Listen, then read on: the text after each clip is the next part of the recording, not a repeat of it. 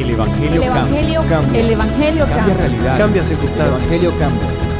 cambia las vidas Para bien. y para siempre. Para siempre. El Evangelio cambia la tristeza, y la convierte en gozo. cambia las Las familias. comunidades. Está cambiando nuestra El nación. Evangelio Está cambia. cambiando nuestra nación.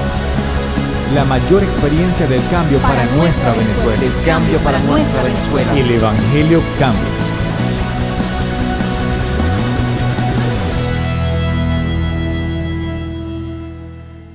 Si trajo Biblia, ábrala en Juan, capítulo 14. El Espíritu Santo nos revela a Jesús. Es el tema que venimos tratando, en su número 4. Son 7. El próximo domingo seguiré hablando de este tema. Ahora, el Espíritu Santo nos revela a Jesús. Ya les he dicho que Él nos revela su paz. Él nos revela su amor. No hay posibilidad de tener revelación de la paz de Jesús cuando dice: mi paz os dejo y mi paz os doy. No hay ningún tipo de posibilidad de tener revelación de su amor cuando Él dice que caminemos y andemos en su amor.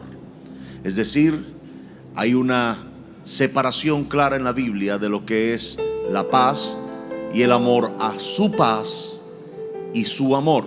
Y hay una enorme diferencia, como se lo expliqué en los anteriores mensajes, acerca de la paz que usualmente conocemos o que conceptualizamos de acuerdo a nuestro conocimiento natural, o de acuerdo al amor, digamos, que hemos conocido o que conocemos en la sociedad.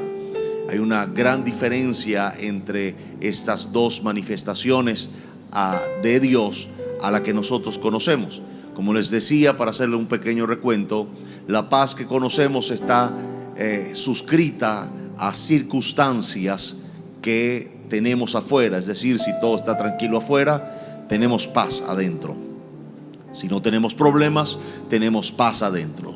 Entonces, esa no es la paz de la cual Jesús habla en Juan 14. Por eso Él dice: no os la doy como el mundo se las da. Hace una separación categórica de la paz de Jesús a la paz del mundo. Y les decía que la única forma de acceder a esa paz es por medio del Espíritu Santo, por medio de la revelación del Espíritu Santo. Es decir, necesitamos que el Espíritu Santo nos revele la paz de Jesús. Igual forma le hablaba del amor el domingo pasado y les decía que en este punto el amor de Dios no es igual al amor nuestro, ni se manifiesta de forma igual. Por eso hay que definir la diferencia y tenemos que amar de acuerdo a la revelación del amor de Dios por medio del Espíritu Santo. Les decía que nadie puede amar a ese nivel si no es por el Espíritu Santo. Si el Espíritu Santo entonces no actúa en nosotros, estaremos ajenos a la paz de Dios y ajenos al amor de Dios. Por supuesto, no tendremos una revelación clara de Jesús en nuestras vidas. ¿Cuál es el peligro de sacar al Espíritu Santo y tenerlo como algo tácito, como algo que está ahí, pero que debe estar ahí, siempre estará ahí? Es como un accesorio de la fe. Mucha gente usa al Espíritu Santo como un accesorio de la fe, como algunas religiones usan un crucifijo o usan una cadena con algún tipo de virgen. Pues hay gente que usa el Espíritu Santo como un amuleto. Está ahí, debe estar ahí, pero no tienen una relación más allá de lo conceptual, de lo común, de lo normal. El Espíritu Santo es una persona. Volver a repetir eso: el Espíritu Santo es una persona. El Espíritu Santo no es un humo, no es una electricidad, no es un aceite, no es un espelucamiento. Les explicaba a todos ustedes que el Espíritu Santo manifiesta porque usted empieza a tener esa clase de expresión en su cuerpo, pero Él no es eso. Un ejemplo que podría entender claramente es: si usted agarra y mete el dedo en el enchufe, usted va a sentir un corrientazo, seguramente se va a espelucar, se le van a parar los cabellos, pero usted no puede decir que eso es el Espíritu Santo. No. Esa fue la manifestación de su cuerpo a la electricidad. Al igual que las cosas que usted siente es la manifestación de su cuerpo al Espíritu Santo. Bien, eso debe entenderlo porque a algunos se le levantan el cabello, a otros no se le levanta el cabello, a otros sencillamente gritan, otros lloran. Pero así es el Espíritu Santo. Cuando Él toca a una persona, usted tiene manifestaciones del Espíritu Santo o como resultado de que el Espíritu Santo le tocó, pero eso no es el Espíritu Santo. No sé cuántos me están entendiendo ese punto. O sea, eso no es. Cuando yo me espeluco, eso no puedo decir es el Espíritu Santo. No, el Espíritu Santo no es un espelucamiento, porque entonces empiezo a pensar que el Espíritu Santo solamente sirve para espelucarme. Entonces, la electricidad tiene otras características y usos. No exactamente es el que usted quiere asignarle a la electricidad, porque es solamente lo que usted conoce para el uso de la electricidad. Pues igual es cuando se ignoran muchas cosas del Espíritu Santo. Se llega a pensar que el Espíritu Santo solamente sirve para hacerme temblar, para hacerme llorar, para hacerme caer, para hacerme picotear. Pero el Espíritu Santo no solo sirve para eso. Es más, Él no sirve a eso. Él sirve a un propósito más alto que eso. Esa es su expresión del cuerpo, pero eso no es la función del Espíritu Santo. ¿Alguien dice amén a eso? La función del Espíritu Santo va muchísimo más allá. El problema es que siempre los líderes nos han hablado del Espíritu Santo en un momento solamente para tener una experiencia sensorial. Y claro que sí, el Espíritu Santo produce todas esas cosas, porque el Espíritu Santo es un Dios, es una persona, pero también es el poder ejecutivo del cielo. Así que su cuerpo no tiene la capacidad de sostener o mantener un mover de poder del Espíritu Santo sin que haga nada. Es imposible. Ahora bien, el Espíritu Santo también tiene como responsabilidad que usted y yo conozcamos dos personas más de la Trinidad. Una de ellas el Padre y el otro el Hijo. Ahora, sin el Espíritu Santo usted no pudiera jamás conocer al Padre y mucho menos al Hijo. Ahora, el Espíritu Santo revela a Jesús, pero el Espíritu Santo revela al Padre también. Ahora, nadie ha visto al Padre, ni siquiera en forma corporal, porque Jesús vino en forma corporal. El Espíritu Santo en una oportunidad descendió en forma corporal, y usted tiene el Espíritu Santo en su corazón, pero el Padre es alguien que nadie nunca ha visto. Ahora bien, hay tres ocasiones en la Biblia donde la Trinidad aparece muy bien definida. La primera de ellas usted la conoce en Génesis capítulo 1, dice el verso 2. Entonces empieza a enumerar, y hay algunas cosas interesantes aquí. En Génesis 1 aparece el Padre, el Dios Padre, parado en el principio. Aparece el Espíritu Santo moviéndose sobre la faz de las aguas, y como alguna vez le expliqué, Jesús es lo que el Padre dice. Jesús es la palabra. Lo que el Padre habla es Jesús. Está muy bien explicado en Juan capítulo 1, verso 2, o verso 1, perdón, dice: en el principio era el Verbo, y el Verbo era con Dios, y el Verbo era Dios. Si sigue leyendo hasta el verso, o salta hasta el verso 14, dice: y aquel Verbo fue hecho carne y habitó entre nosotros, y vimos su gloria, gloria como la del unigénito del Padre, lleno de gracia y de verdad. Aquí no hay duda que se refiere a Jesús. Jesús entonces en Génesis es lo que el Padre dice. Así que vemos al Padre hablando. Jesús es lo que el Padre habla, o lo que sale por la boca del Padre. Y el Espíritu Santo se está moviendo sobre la faz de las aguas. Esta es la primera vez en que la Trinidad claramente aparece manifestada como un Dios trino. La segunda vez ya no es en el Antiguo Testamento, sino en el Nuevo Testamento, en Lucas capítulo 3. Usted después lo busca en casa. Jesús se está bautizando, verso 21, y en ese momento se abre el cielo, desciende el Espíritu Santo. Dice su Biblia y la mía, en forma corporal como de paloma. Después de eso todo el tiempo dicen que el Espíritu Santo es una paloma, pero no lo es. Descendió en esa forma en ese momento, y entonces hay una voz que habla. Hay una voz que se oye desde el cielo, dice: este es mi Hijo amado, en el cual tengo complacencia. Aquí una vez más tenemos a la Trinidad diferenciada en manifestación: Padre hablando, Hijo bautizándose, Espíritu Santo descendiendo sobre el Hijo. Segunda vez. Pero la tercera vez no está tan explícita. La tercera vez es explícita desde el punto de vista del Espíritu Santo y de la fe. Es decir, se requiere la revelación del Espíritu Santo para poder ver a la Trinidad en uno. Y no se enreden estas cosas teológicas, no se enreden en separarlos, porque si se enreden en separarlos nunca va a poder hacerlo. El Dios trino o la Trinidad son uno. Eso es lo que usted debe entender. Padre, Hijo y Espíritu Santo son uno.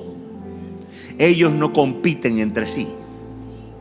Si compitieran, se viera una diferencia, porque los que compiten lo hacen para hacer diferencia.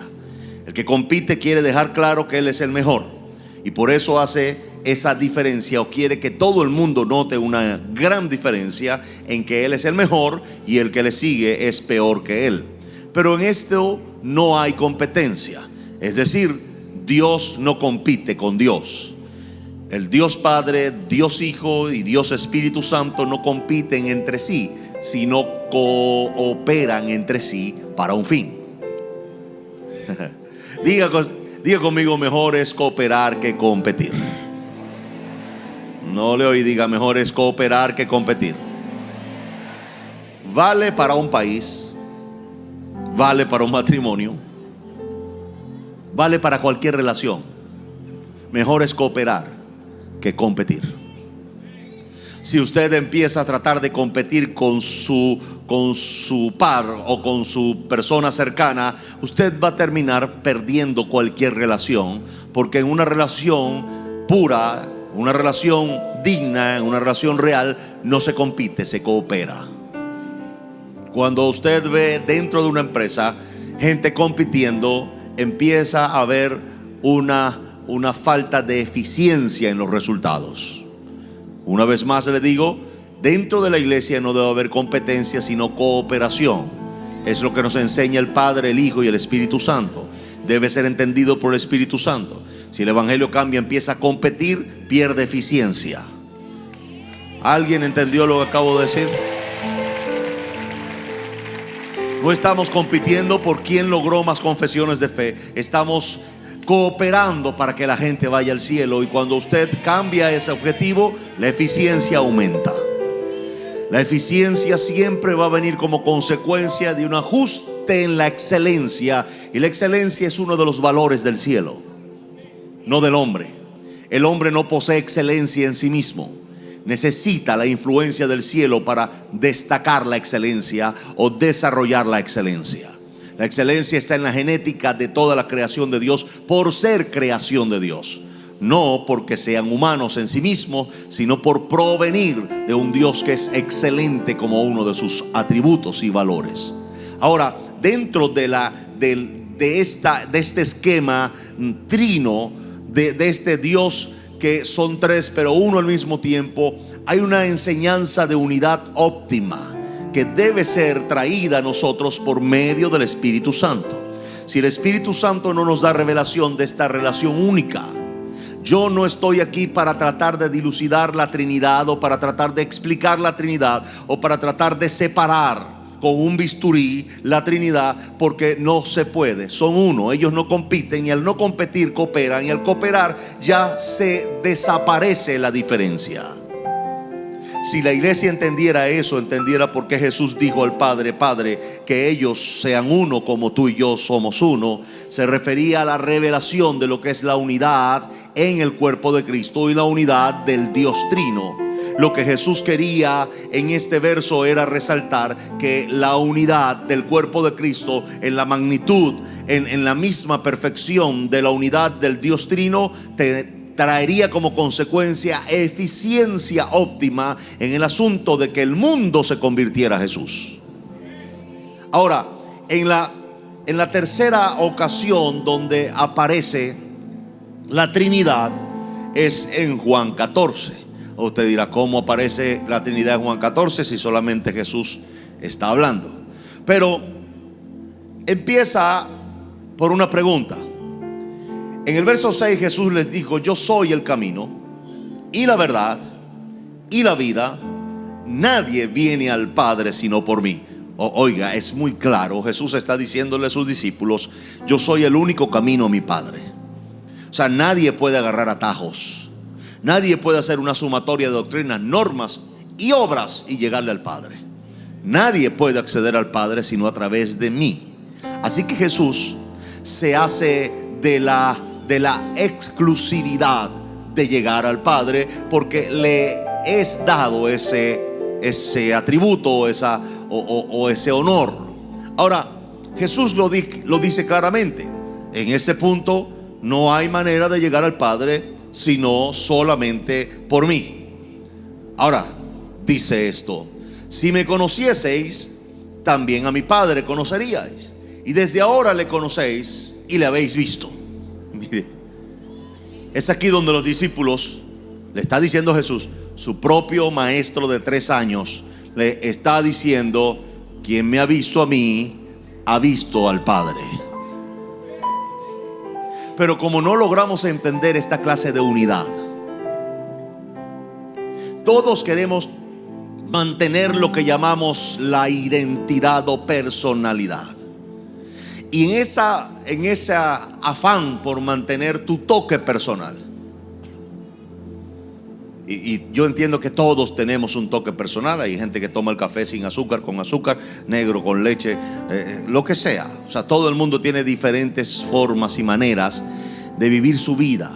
Pero debemos llegar siempre a un estándar en cuanto a lo que somos, a lo que hablamos y a lo que proyectamos. En cuanto a la fe se refiere, Jesús debe ser la prioridad de nuestras vidas. Y en este punto no hay manera de proyectarlo diferente. O sea, usted no puede proyectar a un Jesús diferente a lo que la Biblia es, porque Jesús tiene una sola imagen. Voy a volver a explicar eso. O sea, el Jesús que existe no debe ser dibujado por sus doctrinas, normas o formación religiosa. El Jesús bíblico, o el Jesús que existe, es el bíblico, es el de los 4 evangelios. Ahora les voy a dar un buen consejo. Las epístolas de los apóstoles pueden tener una gran connotación de nuestra vida cristiana, pero si usted quiere realmente conocer a Jesús, está ahí en los 4 evangelios, porque ahí habla de lo que Jesús dijo, de lo que Jesús es y de lo que Jesús todo el tiempo manifestó a la tierra. Todas las epístolas, aunque tenemos la fe de que son inspiradas por el Espíritu Santo, lamentablemente se mezclaron con un poco de historia, se mezclaron con un poco de religión del judaísmo, se mezclaron bastante con formación religiosa del tiempo, en la cual Jesús nunca se detuvo a enseñar. Tenemos que entender eso. Nadie está diciendo que las epístolas no sirven, pero si usted quiere entonces defender su posición radical, no, sí, bueno, entonces la mujer cae en la congregación. Eso está en su Biblia. La mujer se salvará pariendo hijos. Eso está en su Biblia, en el Nuevo Testamento. Le puedo decir varias que son de neta formación judaica, es decir, judía, de la religión judía. Y usted tendrá que entonces asumir que las epístolas del Nuevo Testamento fueron contaminadas con mucho, no con mucho, pero con el toque religioso del tiempo, porque los hombres que están aquí fueron formados, especialmente Pablo fue formado en las religiones judía, y todos los demás eran de religión judía. Ahora bien, si yo quiero tener una revelación de Jesús, no pasa por la revelación de otro. Debo irme al Evangelio de Mateo, de Marcos, de Juan, ¿entiendes? De Lucas, y poder por medio del Espíritu Santo tener una revelación clara de Jesús. Una vez la obtengo, puedo pasar a epístolas, puedo leer el Antiguo Testamento, puedo leer cualquier cosa, porque tengo la revelación de Jesús y tengo la relación con el Espíritu Santo que me enseña todas las cosas y toda la verdad. ¿Alguien entiende lo que le estoy diciendo? Es sabiduría. A mí nunca me dijeron eso cuando yo creí. Por eso el primer libro que yo me leí después que creí fue Apocalipsis. Porque a mí siempre me gustó la ficción. Y cuando yo agarré el libro empecé a ver monstruos de 7 cachos, bestias y un montón de personajes de ciencia ficción. Me lo leí completico, los 21 capítulos así, en 2 días. Porque no me estaba leyendo la Biblia, para mí era un cuento de ciencia ficción. No entendía nada, no entendí nada. Los monstruos y los sellos y los ángeles y Babilonia y el dragón y todo eso. Y usted llega a pensar que está viendo Camelot o está viendo algún tipo de estas historias de la era medieval. Pero la Biblia no se lee así. La Biblia se lee por medio del Espíritu Santo. Debe ser el Espíritu Santo tu asesor bíblico. Debe ser el Espíritu Santo tu revelador del rollo. Porque esto antes estaba en rollos. Y entonces el Espíritu Santo te revela el rollo.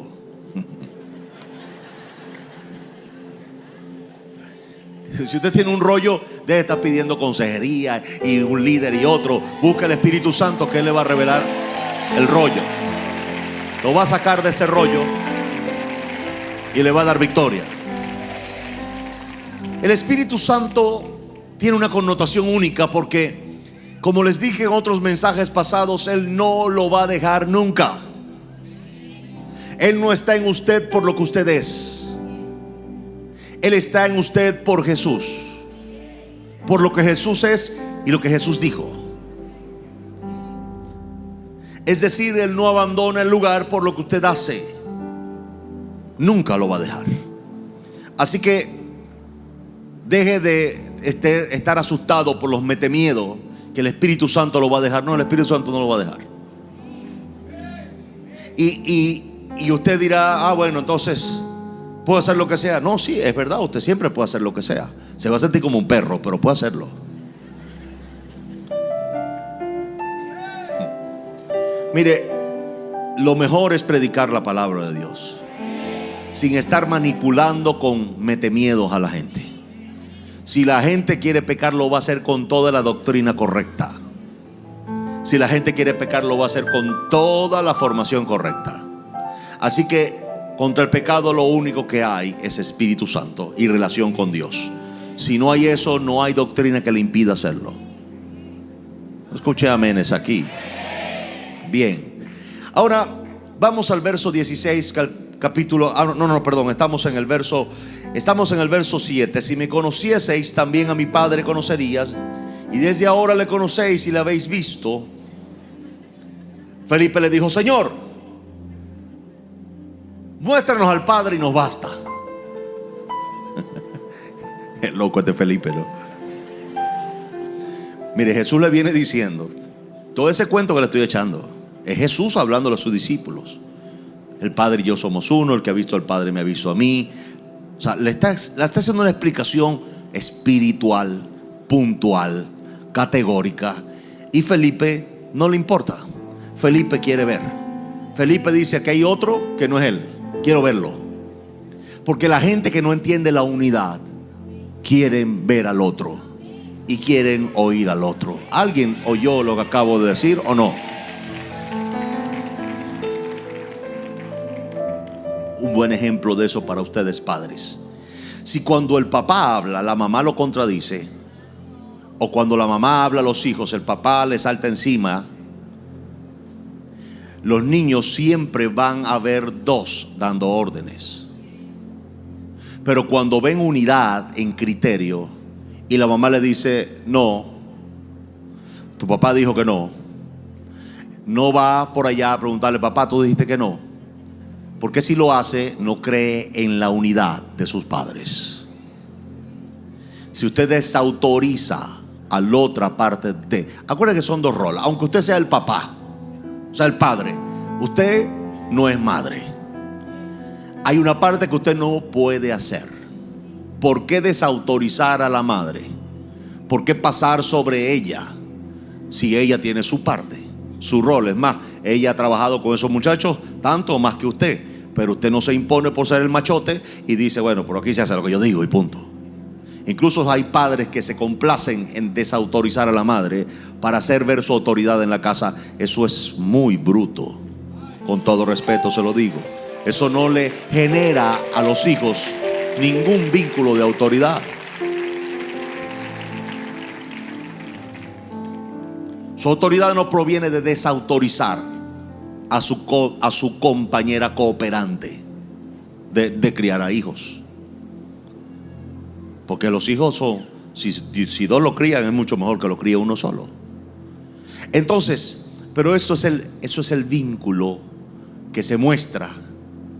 Y si es el vínculo que se muestra, es lógico. Ahora bien, eso sucede cuando las personas no tienen una revelación de lo que es la unidad en autoridad. Así que para esos 12 discípulos, ellos nunca habían visto esto. Habían visto unos sacerdotes y unos líderes religiosos que se mordían unos con otros. Ellos no sabían lo que era eso. Así que Jesús le dice: el que me ha visto a mí ha visto al Padre y todo eso, pero sabe que hay otro. Entonces Felipe dice: hay uno mayor que él. Y si hay uno mayor que él, siempre ahí está la parte astuta del ser humano. Yo quiero hablar con el que manda más. Felipe parece ser un tipo más habilidoso en cuanto a su razonamiento, muy rápido. Entonces dice: bueno, pero entonces nosotros ¿para qué estamos nosotros con Jesús aquí? Si hay uno más grande, si hay uno mayor que manda, que es el que manda aquí, porque Jesús dice que él no hace nada por él mismo. El Señor dice que lo que él hace es lo que el Padre le autoriza. Bueno, yo quiero hablar con el que manda. Felipe entonces muy hábilmente le dice: bueno, Señor, vamos a arreglar esto en blanco y negro. Muéstranos al Padre y nos basta. O sea, déjanos hablar con el jefe. Mire lo que Jesús le dice. Jesús le dice: tanto tiempo hace que estoy con vosotros y no me has conocido, Felipe. El que me ha visto a mí ha visto al Padre. ¿Cómo pues dices tú: muéstranos el Padre?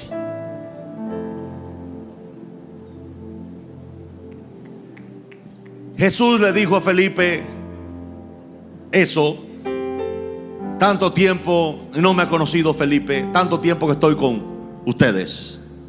Entonces, ¿quién habló? ¿El Padre? No, Jesús. No, el Padre. No, Jesús. No, el Padre. Porque si usted dice que habló el Padre, está bien. Si usted dice que habló Jesús, está bien. Porque el Padre y yo uno somos. ¿Cuántos están entendiendo eso? Es sencillo, no es complicado. Una de las cosas que más le va a costar es quitar, la palabra es eliminar esa separación mental que usted quiere ejercer con el Padre, el Hijo y el Espíritu Santo. Le voy a hacer una pregunta ahora para que se alboroten los teólogos. Alguien dice que si alguien se bautiza en el nombre de Jesús está mal, y que solamente los que hacen eso son los solo Jesús. Ahora, una pregunta: si los tres son uno, usted se puede bautizar en el nombre del Padre y los tres estarían validados. Se puede bautizar en el nombre del Hijo y los tres estarían validados. Se puede bautizar hasta en el nombre del Espíritu Santo y los tres estarían validados, porque los tres son uno y no compiten, cooperan. ¿Alguien entiende lo que acabo de decir? Ahora, no voy a entrar en el asunto de pelear doctrinalmente con nadie, porque no lo voy a hacer. Creemos en el Dios Trino, sí, lo hacemos, Padre, Hijo y Espíritu Santo. Pero cuando yo elimino esa separación en mi mente, entonces dejo de hacer una clase de ¿cómo llamarlo? De lista de responsabilidades. Esto es responsabilidad del padre. No, esto el padre no lo puede hacer, esto lo tiene que hacer el hijo. No, esto porque lo está haciendo el hijo. No, eso no puede ser, eso lo tiene que hacer el padre. O sea, usted no está aquí para juzgar las acciones de la Trinidad, pero nuestra doctrina parece que lo hace. Si yo no lo bautizo en el nombre del Padre, del Hijo y del Espíritu Santo, no es válido. Tiene que bautizarse varón. Pero yo me bauticé en el nombre de Jesús, no sirve, porque no usó el Padre y el Espíritu Santo. Los tres son uno. Es nuestro batido, nuestra merengada doctrinal la que nos obliga de esta manera. Pero yo no estoy eliminando su doctrina del Dios Trino, yo la creo. Es más, es absolutamente correcta. Lo que le estoy diciendo es que si usted elimina la separación, le va a ser más fácil a usted que se le revele el Padre y que se le revele el Hijo. ¿Por qué? Porque es el Espíritu Santo el que lo hace en función. Ahora bien, ¿cómo lo hace? Lo hace a través de una relación. Así que el Padre y el Hijo son manifestaciones de Dios.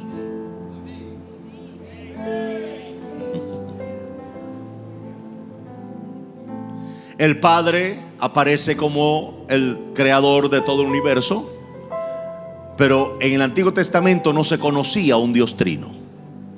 No se conocía un Dios trino. En el Antiguo Testamento era Dios, Yahvé o Jehová, como él mismo se presentó. Y para el Antiguo Testamento no había un Dios separado. No había un Dios separado. Entonces en el Antiguo Testamento se manifiesta de forma diferente, Dios de forma diferente. En el principio se ve la Trinidad, pero posteriormente se manifiestan hasta separados. Cuando se le aparece a Abraham y a Sara vinieron en forma corporal y vinieron tres. La Biblia le llama ángeles, pero todos sabemos que fue Dios. Luego Jesús se le aparece a Abraham en forma de sacerdote para siempre, que es Melquisedec. Pero muchas otras veces Jesús se aparece en el Antiguo Testamento. El Padre manifiesta su poder, el Espíritu Santo también lo hace. Ahora, no hay una separación en este punto. Para el Antiguo Testamento Dios es Dios. Ahora en el Nuevo Testamento entra entonces toda la teología cristiana y no los separó, y queremos de alguna manera que sean diferentes. No son diferentes porque son uno. Lo que difiere de ellos es su manifestación, responsabilidad hacia la tierra. Es decir, cada uno tiene un rol que cumple de acuerdo al objetivo que están buscando. Se llama cooperación. ¿Cuánto me están entendiendo? Es importante que entiendan este mensaje. Ahora, no quiero hacerle otra merengada. O sea, disolverle la merengada es muy difícil. Lo que quiero que usted elimine usted va a gastar tiempo en tratar de entender eso, y eso no le va a hacer ganar nada. Nada. Le voy a dar un buen consejo. Solicite al Espíritu Santo: revélame al Padre y revélame a Jesús, para yo poder caminar en las enseñanzas de Jesús, en la visión de Jesús, en el amor del Padre, y poder entonces ser exitoso en esta vida. ¿Cuántos quieren ser exitosos en esta vida? Ahora sí, vamos al verso 16 del mismo Juan 14, y dice, y yo rogaré al Padre. Aquí ya vuelve una separación. Y os dará otro consolador. Ya en una ocasión, Jesús se manifiesta a sus discípulos como ese redentor de la humanidad. Ahora, esa palabra redentor también en tercera traducción también aparece como paracletos, o consolador o ayudador. Así que Jesús En este verso sí lo habla claramente y le dice y que les va a mandar otro consolador. Otro, ¿por qué otro? Porque Él es el consolador en ese momento. Él está haciendo las veces de ese rol y dice: voy a rogar al Padre que les envíe otro consolador, porque yo me voy de la tierra y no los quiero dejar solos. Les tienen que enviar a otro como yo, a otro consolador. Ese otro consolador es el Espíritu Santo, pero no es diferente a Jesús. ¿Cómo usted, una pregunta técnica, cómo usted se imagina el Espíritu Santo? Una nube, un humo, una cosa que entra así por entre las sillas y se va metiendo. No. Si usted lee su Biblia en Génesis, se va a dar cuenta de una frase interesante. El Padre dice: hagamos. Hagamos, plural. Si yo voy a hacer algo, yo digo voy a hacer. Pero cuando yo intervengo o dejo intervenir a más personas, tengo que usar el plural. Hagamos, oiga esto, al hombre. ¿Cómo lo van a hacer? Conforme a nuestra imagen. Eso indica que el Espíritu Santo, aunque tiene el nombre o connotación de espíritu, tiene cabeza, tronco y extremidades. Al menos visiblemente así se debe ver. Aquí sí es verdad que se le volan los tapones. ¿Sabe por qué no nos imaginamos al Espíritu Santo en forma corporal? ¿Sabe por qué? Porque se llama Espíritu Santo. Y como se llama Espíritu, entonces me lo imagino, usted sabe, una cosa así, un humito. Pero una pregunta: ¿Dios es carne o espíritu? Su Biblia dice textualmente: Dios es espíritu. Así que Dios es espíritu. Jesús era espíritu. El Espíritu Santo es espíritu. ¿Y por qué Jesús era espíritu? Porque Jesús se hizo carne. Verso 14, capítulo 1 de Juan. Y habitó entre nosotros. Muere, resucita y es glorificado. Y se le otorga un cuerpo glorificado a Jesús.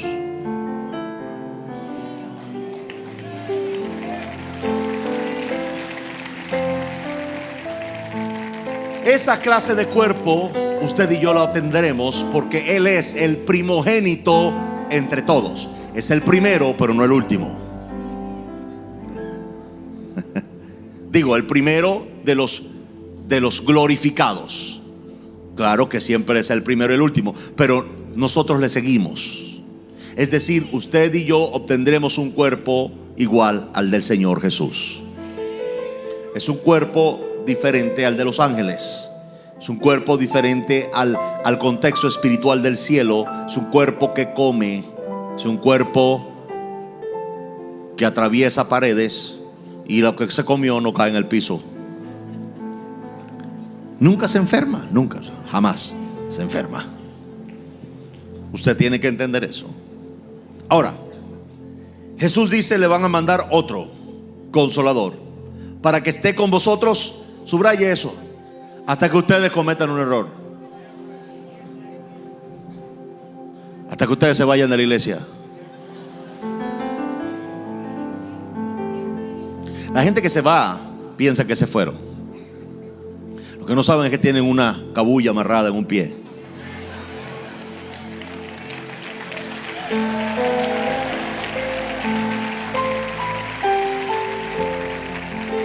Le voy a decir algo para que usted sea libre de eso. Quien ale esa cuerda nunca será usted. Lo voy a hacer libre ahora. Cuando alguien de los suyos se va de la iglesia y aparentemente deja a Dios, tiene una cuerda amarrada en su pie. Pero para que usted sea libre y no se meta donde no debe meterse, usted no es quien ala esa cuerda. Si usted trata de alar esa cuerda, se va a frustrar usted y va a empeorar las cosas. Usted debe confiar en la soberanía de Dios y en las promesas de Jesús, para que ese ser amado regrese a Dios algún día. Algún día.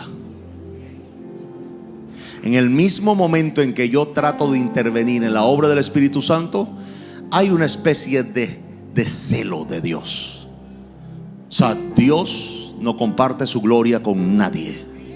Y si alguien cambia, tiene que atribuírselo a Dios, porque Dios es el único que cambia gente. Cuando alguien quiere intervenir en ese cambio, Dios se va a molestar, porque Él no comparte su gloria con nadie. Es más, el que se llama ayudador es Espíritu Santo. Usted no ayuda a Dios. Dios es suficiente. Es un honor que Él me ponga a hacer algo para Él, pero no crea usted que por yo hacerlo o no hacerlo, Dios no va a ganar esta pelea. ¿Alguien dice amén a eso? Jesús entonces dice algo interesante. Dice: el Espíritu Santo, o este Consolador, va a estar con ustedes para siempre. Para siempre. Para siempre. Aunque yo no sienta que me espeluco, aunque yo no sienta que lloro, aunque yo no sienta una cosa que me baja y me sube, no indica que el Espíritu Santo se fue.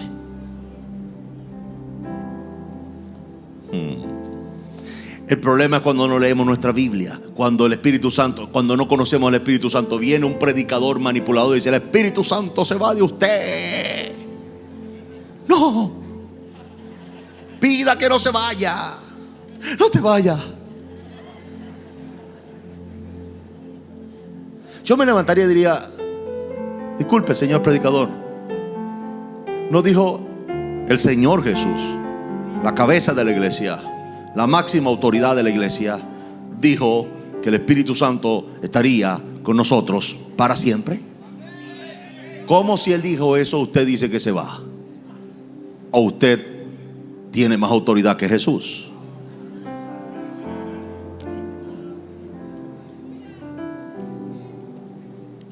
Diga conmigo: el Espíritu Santo está conmigo siempre. Diga conmigo: siempre. Está en la iglesia adorando, está en el cuarto orando,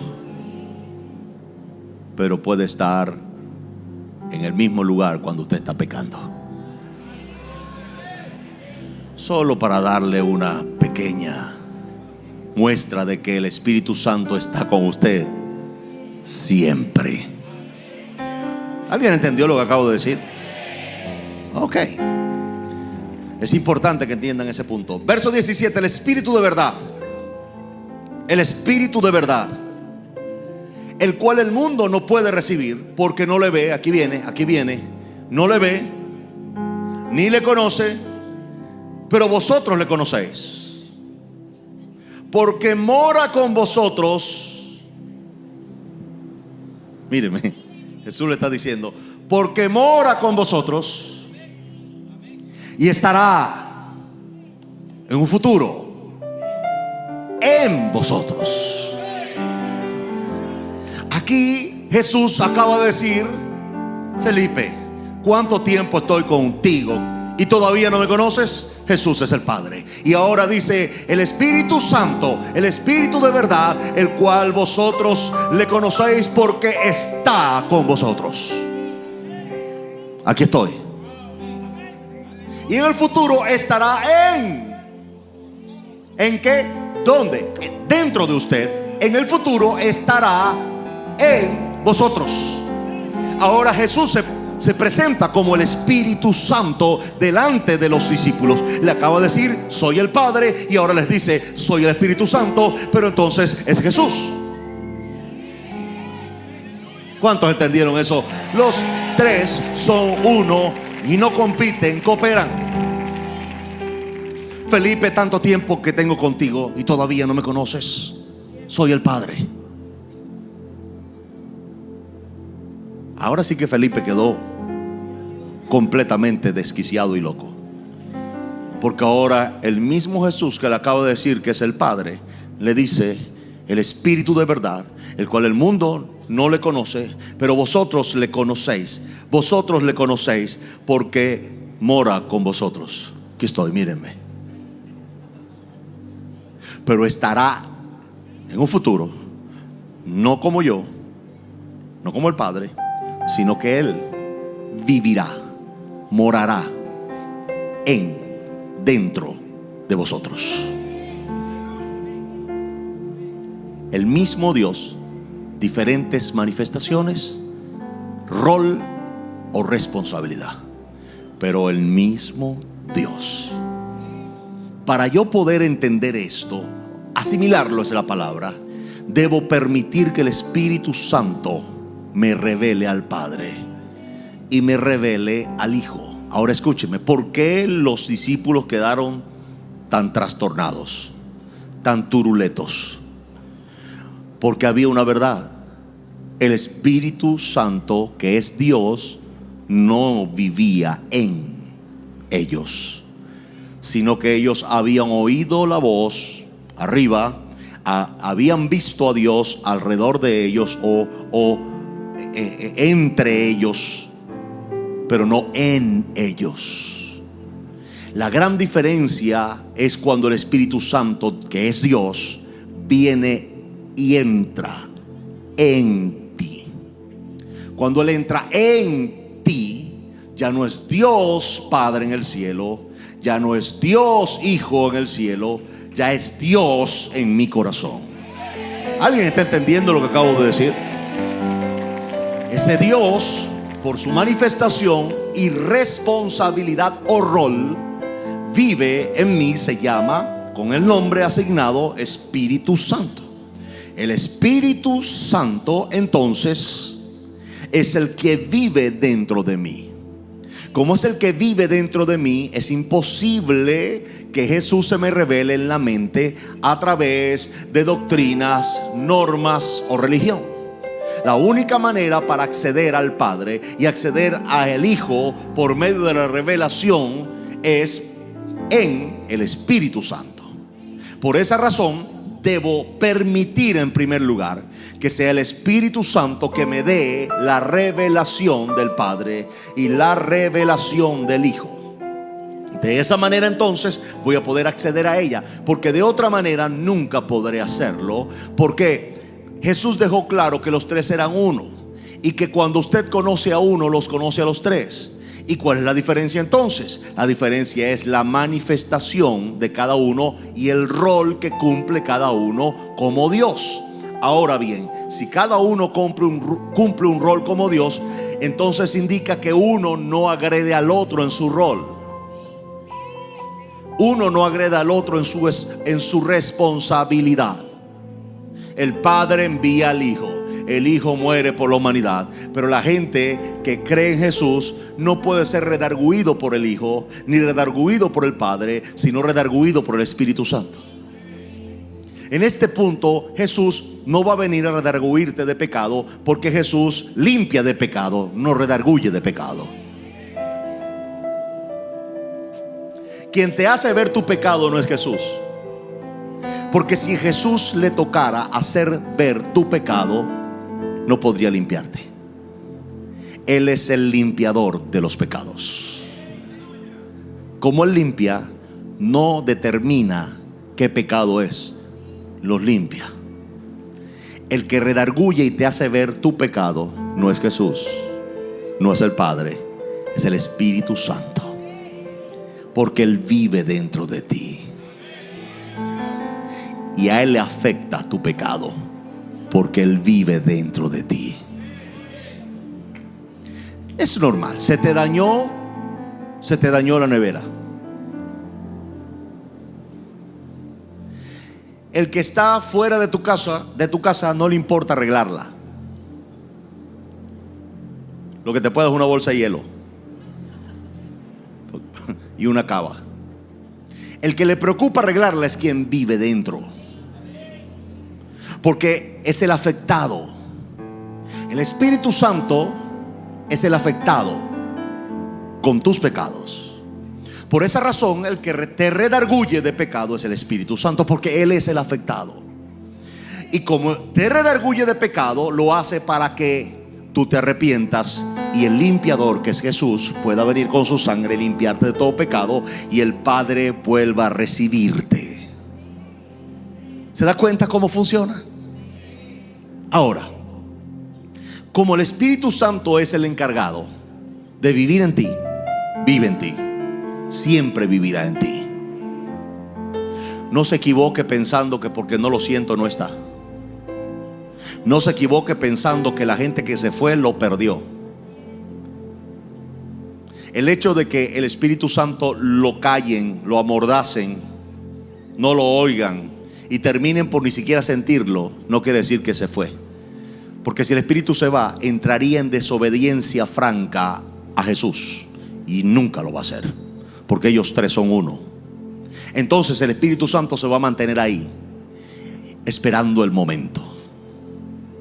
¿Oyó lo que dije? Esperando el momento. El Espíritu Santo es eterno. Él no se desespera como tú. Él espera el momento. Y cada vez que esa persona en la noche o en la mañana o cuando la época, el mundo es malo por sí mismo. El mundo le va a pasar facturas una y otra vez. ¿Sabe lo que va a pasar? Cada vez que la emoción del corazón baje la guardia, la convicción del Espíritu se va a levantar y le va a decir: regresa a Jesús. Regresa a Jesús. ¿Te acuerdas cuando tú regresas a Jesús? Jesús es seguro. Jesús te ama. Jesús te va a recibir. Regresa a Jesús.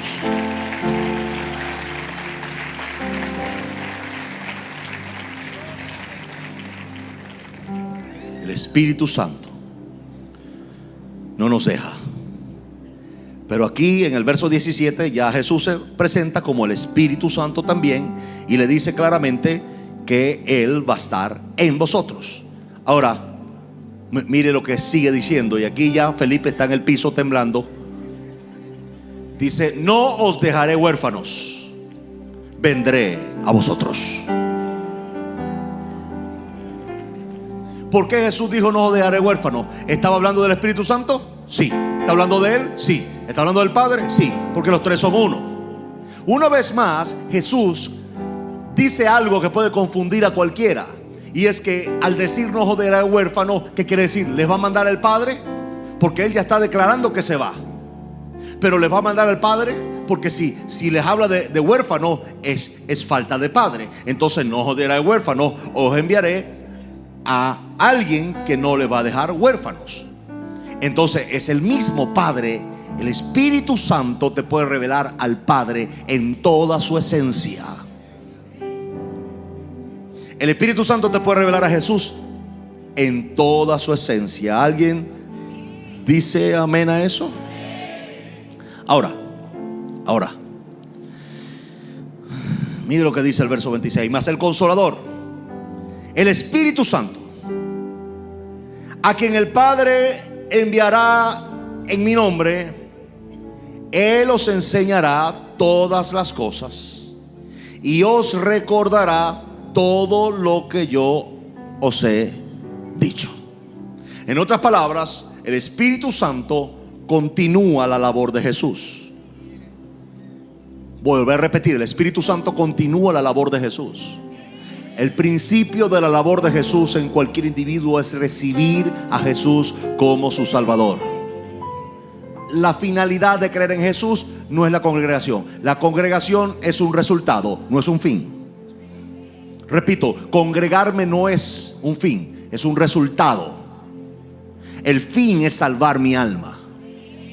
El resultado de querer hacerlo es venir a la iglesia, oír la palabra y mantenerme caminando para no extraviarme, para usar principios y valores de Jesús en mi vida, para ganar en esta tierra, etcétera, etcétera, etcétera. Pero el asunto no es congregarme. Ahora bien, si yo me congrego, bien.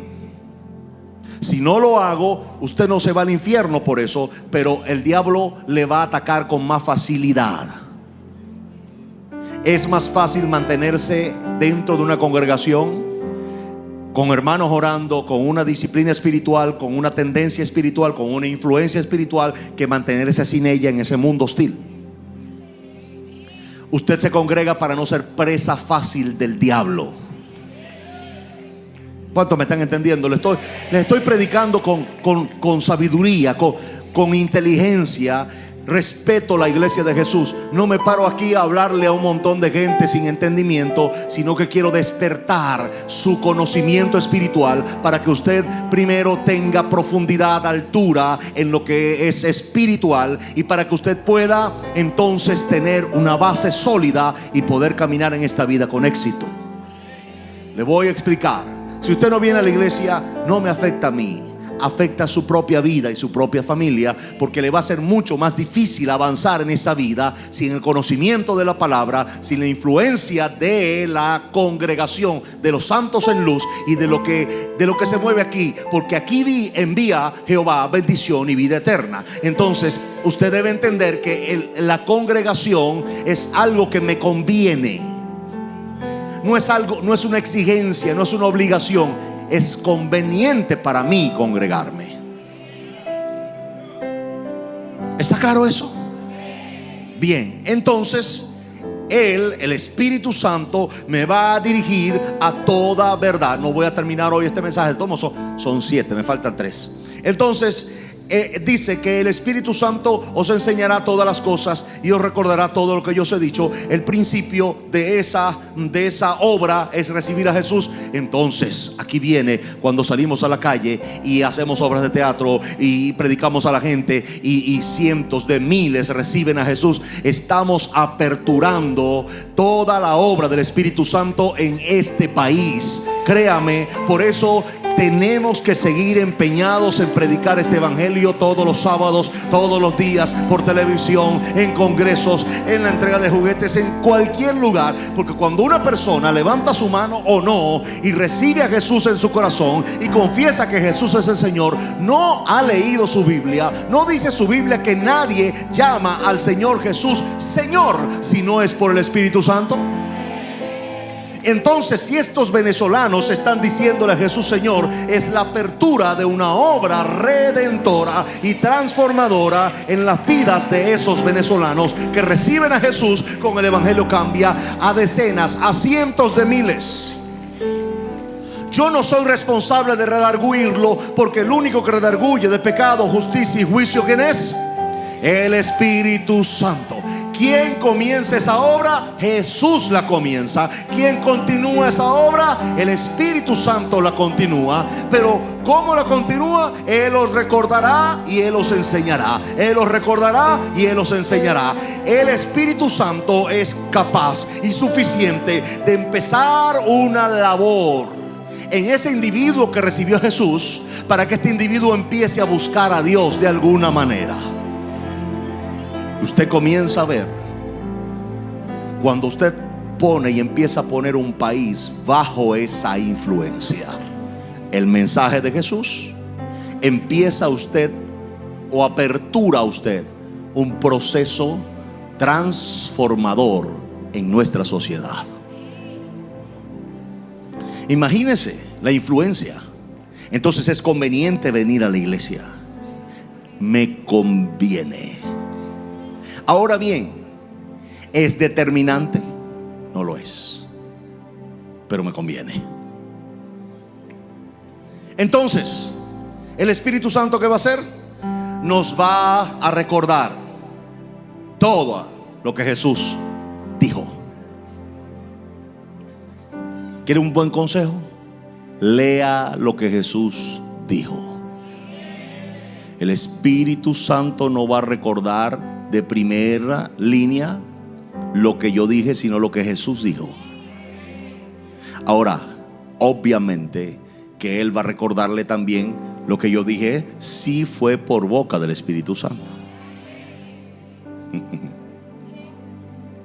Ahora bien, también dice la Biblia que no solamente me va a recordar, sino que también dice que me va a enseñar. El Espíritu Santo, una vez llega a tu corazón, se convierte en tu primer maestro. Repito, tu primer maestro no es el libro de doctrinas de tu organización. Tu primer maestro no es el manual de normas de tu organización. El primer maestro se llama Espíritu Santo. Alguien dice amén a eso? Ahora, vamos a continuar la próxima semana, pero hay algo interesante. Cuando el Espíritu Santo después bueno, vamos a terminar ahí. Vamos a terminar ahí. Es que no sé dónde terminar porque no, todavía no termino. Pero vamos al capítulo 16. No voy a terminar aquí. Verso 7. Pero yo os digo la verdad. Jesús siempre dice la verdad. Os conviene que yo me vaya. ¿Por qué Jesús le dice les conviene? Porque hasta que yo no me vaya, el Consolador no va a vivir en ustedes. Mas si me fuere, os lo enviaré. ¿Quién mandó al Espíritu Santo? ¿Quién mandó al Espíritu Santo? ¿Eso está dónde? Está en el verso 7. Pero si me fuere, os lo enviaré. Pero si hace la página así atrás y leen el verso 14, dice el verso 17, verso 16: y yo rogaré al Padre y os dará otro Consolador. Verso 7: yo os enviaré. En el verso 14: yo rogaré al Padre para que les envíe. En el verso 7, capítulo 16: yo se los enviaré. Porque el Padre y el Hijo y el Espíritu Santo son uno solo.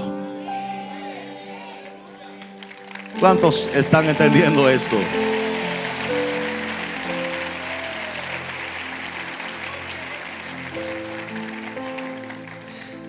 ¿Sabe que en el Antiguo Testamento la gente conocía el pecado por medio de la ley? Solo la ley evidenciaba el pecado.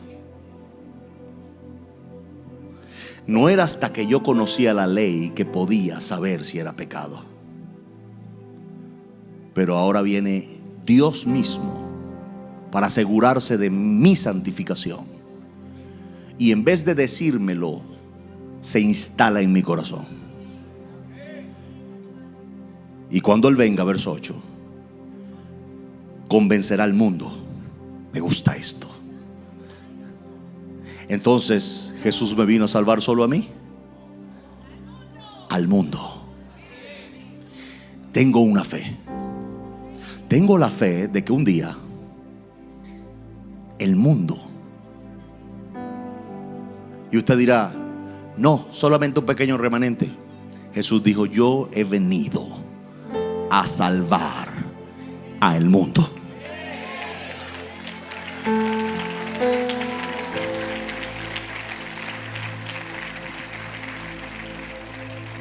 Alguien me dijo que yo quería salvar hasta Judas por mi corazón evangelístico. Pero aquí viene la Biblia, no el corazón evangelístico de Javier Bertucci, sino la Biblia. Jesús dijo: he venido a salvar al mundo. Y después dijo: no he venido a condenar al mundo. Pero aquí dice que el Espíritu Santo, que viene cuando Él venga, convencerá. ¿A quién? Y si va a convencer al mundo, no será porque viene con la labor o viene con la misión de salvar al mundo. Yo creo que sí. ¿Y dónde vive usted? Usted no es mundano, pero vive en el mundo. Así que el primero que convence de pecado, o el único que lo hace, se llama ¿cómo? Espíritu Santo. Convence de justicia y convence de juicio. Y termino con esto mismo al final: la explicación de estos tres roles del Espíritu Santo. De pecado, por cuanto no creen en mí.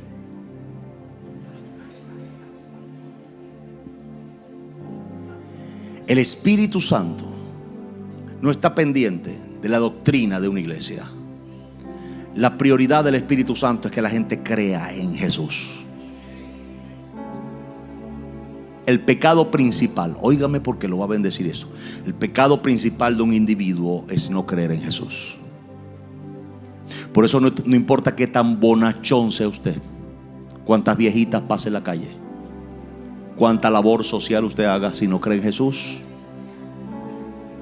está condenado. Mi Biblia lo dice, capítulo 3, verso 17, Juan: el que cree será salvo, el que no cree ya ha sido condenado. El pecado más grande de un ser humano es no creer en Jesús. Por eso el Espíritu Santo, el primero que redarguye es al mundo de que de no creer en Jesús. ¿Y cómo lo redarguye? Por medio de la predicación de la iglesia. Por eso cuando el evangelio cambia, predica, el Espíritu Santo se mueve en esa línea y la gente tanta recibe a Jesús, porque lo primero que hacen es arrepentirse del pecado principal, que es no creer en Jesús. Lo segundo, de justicia, por cuanto voy al Padre y no me veréis más. Mire la explicación. ¿Por qué usted cree en Jesús? ¿Sabe que a los discípulos se les hizo difícil creer en Jesús? Es más, no creían en Él como el Salvador. Creían como un profeta, creían como el Elías que había de venir, pero no creían como el Salvador. Para creer en Jesús como Salvador necesitas al Espíritu Santo. Mire lo que le voy a decir. Usted nunca podrá convencer a alguien para que se arrepienta, porque eso lo hace el Espíritu Santo. Y lo voy a decir más, usted no podrá nunca hacer nada para que alguien se salve más que predicar con pasión, con entrega, pero no puede ir más allá. No puede agarrar a una persona por el pecho y decirle arrepiéntete, porque eso no funciona. Sabe que el único que hace justicia es el Espíritu Santo. ¿Y cómo hace justicia el Espíritu Santo? Cuando la gente cree en Jesús que nunca lo ha visto. Esa es la justicia más grande que usted puede cometer en la vida: creer en alguien que usted jamás ha visto. Por eso Jesús dice de justicia por cuanto yo voy al Padre. O sea, el Espíritu Santo va a hacer que la gente crea en mí y ni siquiera me van a ver, nunca, sino cuando se vayan al cielo. Eso se llama justicia. Esto es profundo y hermoso, porque la justicia de la cual Jesús habla acá es la mejor expresión, la mayor expresión de justicia de un individuo. No es cuando dice tú eres culpable y tú eres inocente. No. Eso es sentido común. La mayor expresión de justicia no es ni siquiera la obediencia. Señor, yo me quedo aquí porque aquí me pusiste y yo me quedo aquí. No. Eso es obediencia. Ahora, ¿qué es la justicia? La justicia es cuando lo que era inevitable para la humanidad, que era una condenación eterna, es revertida por una justicia divina. Esa justicia divina se cae o se vierte o se posa sobre la injusticia. Entonces, ¿cómo hace que esto suceda? Si antes mis discípulos y la gente aquí no creían, aún viéndome, Jesús llegó a decir: bueno, ¿qué voy a hacer, muchachos? Si no me creen por mis palabras, entonces créanme por las obras. Jesús un día se desesperó de que la gente no creía en Él y le dijo: bueno, no me creen por mis palabras, créanme por mis obras entonces. Y levantó un paralítico, levantó un muerto, sanó otro enfermo. Créanme por lo que hago. Jesús entró en alguna vez en desesperación de amor porque la gente no creía en Él. Sus discípulos, al ver los panes y los peces multiplicados, no se dieron cuenta. Jesús baja del monte y dice: ¿hasta cuándo los he de soportar? Pero el Espíritu Santo logra algo que el Padre ni el Hijo pueden hacer, que es hacer que la gente crea en alguien que nunca conoció y nunca vio y nunca supo si eso no es. Pero el Espíritu Santo te convence de esa justicia al punto de tú decir: Señor, yo te amaré, yo te serviré por el resto de mis días. Señor, yo nunca te dejaré. Yo doy mi vida, doy mi dinero, doy mi familia por ti, Señor, mi servicio, yo lo doy todo por ti. ¿Cómo usted lo hace? ¿Cómo usted está tan comprometido con alguien que usted no conoce? Con alguien que solamente usted ha leído en un libro. ¿Qué diferencia hay entonces de los libros de los cuentos de las eras medievales o de los personajes griegos, de los sabios griegos? Pero ninguno de ellos usted lo conoce, pero el Espíritu Santo no lo hace a usted creer en ninguno de ellos. Yo no creo en Hércules, pero creo en Jesús.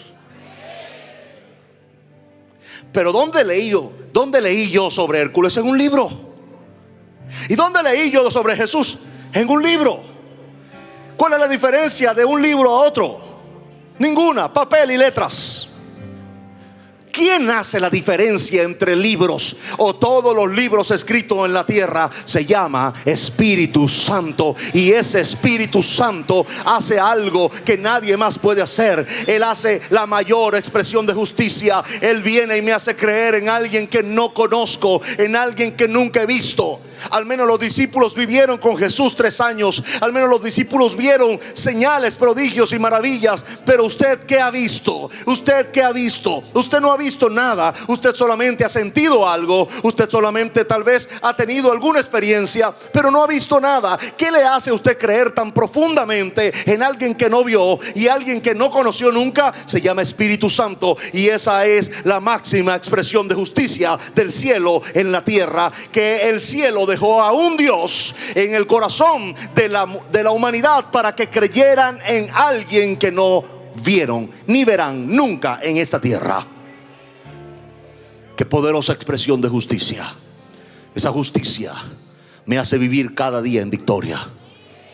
Esa justicia es la garantía de que Él no está buscando enviarme al infierno, sino llevarme al cielo. Esa es la mejor garantía de que Él dejó toda provisión para mi victoria aquí en esta tierra. Oh Jesús. Y el famoso juicio del cual habla todo el mundo, pero que yo me remito a mi Señor Jesús, es este juicio. El juicio es este, por cuanto el príncipe de este mundo ya ha sido juzgado. El Espíritu Santo me da testimonio de que Satanás no puede vencerme, dañarme o destruirme. No puede, porque el juicio ha sido hecho. El juicio ha sido hecho. Así que el único que puede a ti hacerte sentir y caminar en victoria es el Espíritu Santo de Dios. Cuando yo veo a alguien espichado, arrastrando los pies y siendo como una especie de balón que el diablo usa para patear, es el resultado de no tener una relación estrecha con el Espíritu Santo. Porque cuando alguien tiene una relación estrecha con el Espíritu Santo, no permite que el diablo juegue con él. No permite que el diablo destroce sus emociones. No permite que el diablo destroce su futuro. Ni tampoco permite que el diablo destroce sus convicciones. El diablo fue juzgado según mi Biblia, y el único que te da testimonio, seguridad, fe y estabilidad en esta victoria es el Espíritu Santo, que te dice cada vez que tú dices el diablo, Él te dice ya fue juzgado, ya fue vencido en la cruz. No tiene poder sobre ti, no tiene autoridad sobre ti, no tiene ninguna injerencia sobre tu vida. Tú eres mío, y por lo cual tú debes vivir en mi palabra y en mi diseño, y por eso tienes este futuro. Esto solo lo hace el Espíritu Santo. ¿Sabes que el Espíritu Santo no está en ti para avergonzarte? No está en ti para destruir tu autoestima. No está en ti para hacerte pensar que eres un perro, aunque te sientas así. Termino diciéndole: el Espíritu Santo le da testimonio a tu espíritu de que tú eres un hijo de Dios. El Evangelio cambia. El Evangelio Cambia cambia. realidades. Cambia El circunstancias. Evangelio cambia. Cambia las vidas. Para bien, Y para siempre. para siempre. El Evangelio cambia la tristeza. y la convierte en gozo. Cambia las familias. comunidades. Está cambiando nuestra El nación. Evangelio Está cambia. cambiando nuestra nación.